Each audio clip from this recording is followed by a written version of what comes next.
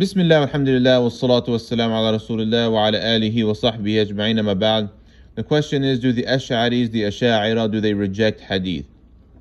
Okay, so no, they don't reject hadith. Ahlu Sunnah wal Jama'ah do not reject hadith, whether it's even the Asha'ira or the Maturidis or the Hanabila.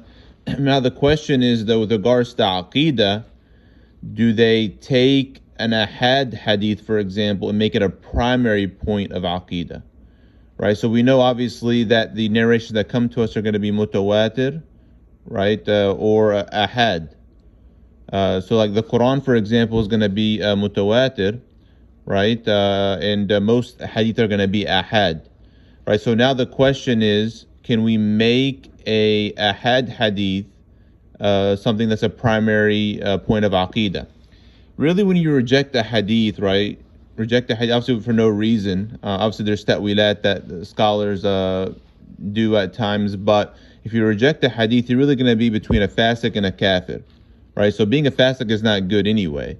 But with regards to establishing a primary point of Aqidah, like Allah subhanahu wa ta'ala, the Prophet sallallahu Jannah, Nar, the Hawd, the Mizan, the Sahaba's virtue, and so on, the primary points. You need not only Mutawatir, which obviously the Quran is going to be Mutawatir. You need a Mutawatir narration. It has to be Qat'i ad-Dilala, right? So it has to be Qat'i al-Thubut, right, which is going to be Mutawatir. It has to be Qat'i ad-Dilala. So it has to be a explicit and clear proof for that thing, right? Otherwise, it would be a dhanni, and rejecting that would make you a Fasiq generally, and not a Kafir, right? So that's what they're saying with regards to hadith, and making it a primary point of Aqidah.